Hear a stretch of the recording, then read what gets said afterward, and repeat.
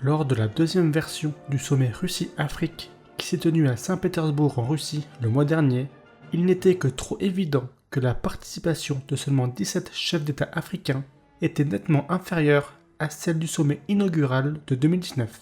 Bien que cela puisse indiquer que la plupart des nations africaines ne soutiennent pas les actions militaires de la Russie en Ukraine, il est toujours important de considérer les événements actuels en Afrique comme la situation actuelle au Niger, par rapport aux objectifs de la Russie sur le continent africain. Surtout avec les États-Unis qui voient déjà une fenêtre d'opportunité étroite pour inverser la prise de contrôle militaire au Niger. Aujourd'hui sur De Facto, nous allons parler de la politique de la Russie en Afrique de l'Ouest. Un recul de l'influence française. On pourrait soutenir que les événements en cours peuvent être interprétés comme une manœuvre stratégique de la Russie pour rediriger le conflit avec l'Union européenne, en particulier de la France à l'Ukraine, vers la région de l'Afrique de l'Ouest. Tout au long de l'histoire, cette région a été largement reconnue comme l'un des bastions les plus cruciaux de la France, où son influence inébranlable s'est maintenue avec constance pendant de nombreuses décennies. Néanmoins, compte tenu des bouleversements politiques observés au Mali et au Burkina Faso, entraînant la mise en place de gouvernements pro-russes et anti-occidentaux, la rébellion en cours au Niger représente un autre événement important susceptible de renforcer l'influence russe en Afrique. S'il n'est pas rare que les pays d'Afrique de l'Ouest connaissent des coups d'État, les récents coups d'État au Mali, au Burkina Faso et le coup d'État en cours au Niger présentent une caractéristique commune dans l'alignement des nouveaux régimes sur la Russie. Ce dernier est évident dans les manifestations en cours dans ces pays, où le drapeau russe est fièrement arboré, ainsi que dans l'influence croissante du groupe russe Wagner dans ces territoires.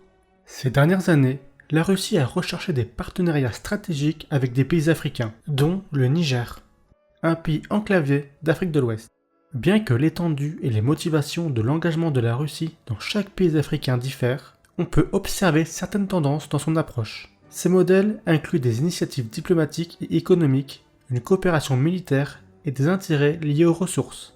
La Russie a entrepris des efforts diplomatiques pour accroître son engagement en Afrique, impliquant très souvent des visites de haut niveau et un approfondissement de la coopération économique. Au Niger, par exemple, le ministre russe des Affaires étrangères, Sergei Lavrov, s'est rendu en 2021 pour consolider les relations bilatérales.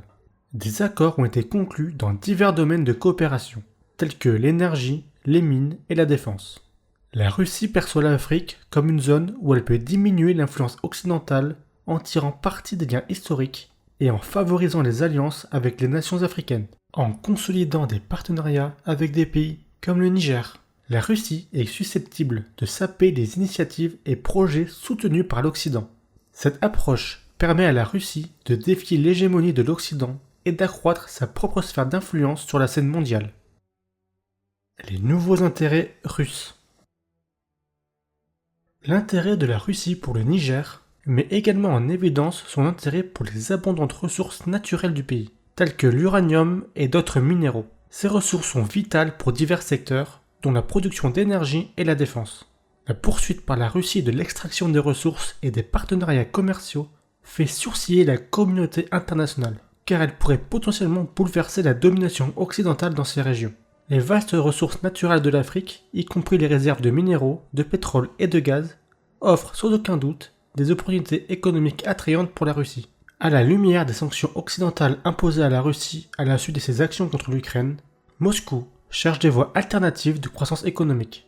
L'expansion de sa présence en Afrique permet à la Russie d'exploiter ses ressources et de développer des partenariats commerciaux en dehors de la sphère d'influence occidentale.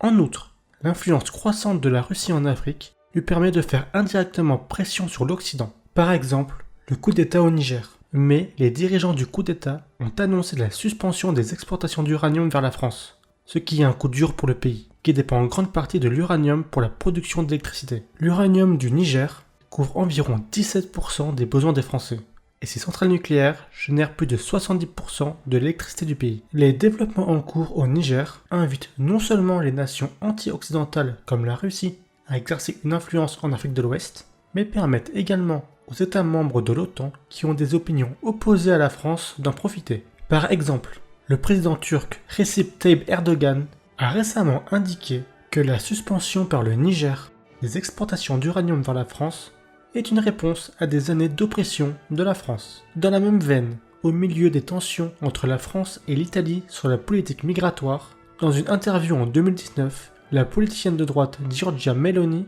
aujourd'hui Premier ministre italien, a critiqué la France pour avoir utilisé la monnaie coloniale pour exploiter les précieuses ressources de l'Afrique.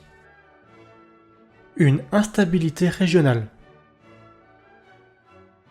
Le coup d'État au Niger a accompagné une instabilité régionale. Il compromet également les plans du Nigeria pour le développement d'un gazoduc de 13 milliards de dollars qui permettrait l'exportation de gaz du Nigeria vers l'Union européenne. Si le projet réussit, l'UE bénéficiera d'une moindre dépendance vis-à-vis du gaz russe, indiquant ainsi clairement pourquoi il est dans l'intérêt de la Russie qu'un tel projet ne se concrétise pas. En plus des facteurs économiques, l'implication de la Russie dans les pays d'Afrique de l'Ouest lui permettra de construire un bloc de forces de sécurité en mouvement rapide dans la région. Même si la plupart des nations africaines ont signé des accords militaires avec la Russie, le groupe russe Wagner maintient déjà une présence forte et active en République centrafricaine, au Soudan, en Libye et au Mali, qui sont tous une proximité géographique du Niger, donc permettant à la Russie d'entrer effectivement sur le champ de bataille au Niger via le groupe Wagner. Cela dit, le chaos politique au Niger n'est que assez récent, et la junte militaire nigérienne cherche activement l'aide du groupe Wagner face à la menace d'une intervention militaire des pays voisins soutenue par la communauté internationale. Le plus intéressant est que le Mali, où le groupe Wagner est fortement implanté, a exprimé son plein soutien aux rebelles nigériens.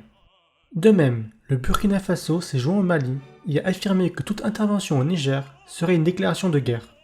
À la lumière de l'influence croissante de la Russie en Afrique de l'Ouest, il convient de noter que le Burkina Faso lui-même a fait un coup d'État en janvier 2022, et il a depuis demandé à la France de se retirer complètement du pays, augmentant ainsi les spéculations sur la présence et l'influence russe.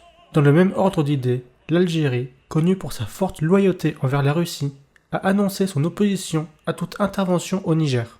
Indépendamment des motivations à court terme du groupe Wagner pour soutenir les rebelles du Niger, le gain à long terme pour la Russie serait la présence pleine et active d'une force militaire par procuration, permettant de maintenir une présence africaine presque complète en Afrique de l'Ouest, et ainsi défier les intérêts stratégiques des États-Unis et de l'Union européenne. Le groupe opère principalement comme une force mercenaire, déployant des individus hautement qualifiés et bien équipés pour soutenir les intérêts géopolitiques russes. Leurs principales activités comprennent les opérations de combat, la formation des troupes locales et la sécurisation des actifs économiques pour les intérêts de la Russie. Cependant, contrairement aux forces militaires régulières, les entrepreneurs militaires privés, comme le groupe Wagner, jouissent d'une responsabilité limitée. Un tel manque de contrôle peut aggraver les conflits et les violations des droits de l'homme, déstabilisant ainsi davantage les États fragiles, tout en permettant à la Russie d'atteindre son objectif régional plus rapidement par rapport à l'utilisation de la force militaire officielle. Le rôle de Wagner. Malgré les intérêts géopolitiques de la Russie au Niger et la façon dont le coup d'État pourrait renforcer la position russe en Afrique de l'Ouest, la situation présente un ensemble de risques pour la sécurité, notamment le terrorisme, les conflits ethniques et une économie en difficulté qui aura probablement un effet d'entraînement sur la région sahélienne. Pourtant, l'implication du groupe Wagner au Niger pourrait exacerber ces problèmes, posant une menace substantielle à la stabilité régionale des nations africaines, ce qui pourrait donc faire partie des tactiques employées pour réduire les rôles de sécurité des États-Unis et de l'Union européenne dans la région. Le Niger est un acteur crucial dans la lutte contre les organisations terroristes telles que Boko Haram et l'État islamique en Afrique de l'Ouest. La présence du groupe Wagner pourrait compliquer les dynamiques régionales, entraînant le pays dans des conflits par procuration, augmentant le risque de violence et posant un défi important aux efforts de la lutte contre le terrorisme en cours. Outre le retrait militaire de la France du Mali et du Burkina Faso, des alliances et des collaborations internationales se sont nouées pour lutter contre le terrorisme, y compris le contre-terrorisme américain. Il pourrait être interrompu ou suspendu, entraînant une baisse du soutien militaire et du renseignement. Ce scénario crée une opportunité pour les groupes extrémistes et terroristes de consolider leur présence au Niger et de lancer des attaques transfrontalières contre les pays voisins, exacerbant ainsi encore le problème de sécurité régionale. En outre, si le groupe Wagner s'implique efficacement au Niger, cela aura sans aucun doute de graves implications en matière de sécurité, affectant à la fois le pays et la région au sens large. L'implication du groupe au Niger pourrait entraîner une augmentation du trafic d'armes, rendant la région vulnérable à une violence accrue, à l'instabilité et à la prolifération des armes par des groupes extrémistes qui peuvent opérer à travers l'Afrique. Ce dernier explique peut-être pourquoi les Émirats arabes unis ont décidé d'envoyer des véhicules militaires et du matériel de sécurité au Tchad pour soutenir les efforts de lutte contre le terrorisme à la lumière des escalades en cours au Niger. Par ailleurs, la position géopolitique de l'Iran vis-à-vis du Niger reste un sujet de réflexion. À cet égard, il est hautement probable que l'Iran cherchera à exploiter les troubles politiques qui prévalent en Afrique de l'Ouest, en s'alignant sur les factions et milices anti-américaines et anti-occidentales opérant dans la région. Les rapports montrent qu'il y a une querelle continue entre la présidence française et l'agence de renseignement du pays sur des accusations liées à l'échec de la prévision du coup d'État. Malgré tout, ce qui est plus surprenant, c'est qu'en début d'année, pour tenter de contrer l'influence russe et chinoise, la France s'est engagée à réduire sa présence militaire en Afrique et transformer les bases françaises en partenariat avec des militaires africains. Pourtant, il semble que la stratégie de la France a produit le contraire et a servi à déclencher les jeux de pouvoir de la Russie en Afrique plutôt qu'à les contrer. Conclusion.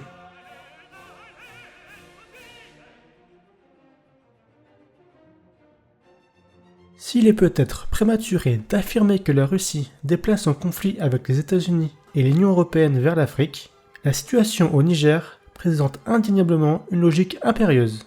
Compte tenu de l'importance croissante de l'Afrique sur la scène mondiale, il est crucial que les acteurs internationaux observent de près les efforts de la Russie et participent activement à un discours constructif pour préserver la stabilité en Afrique. Les efforts stratégiques de la Russie en Afrique vont au-delà du simple objectif de supplanter le conflit en cours en Ukraine. Au lieu de cela, ils illustrent une approche globale de la recherche d'opportunités économiques, de la sécurisation, de l'accès à des ressources naturelles précieuses et de l'augmentation de l'influence géopolitique.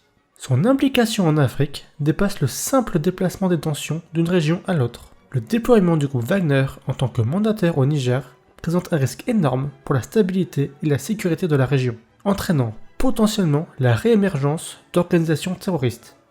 À cet égard, le coup d'État et la déstabilisation qui en a résulté au Niger auront indéniablement des ramifications substantielles, affectant non seulement le Niger, mais également toute la région du Sahel.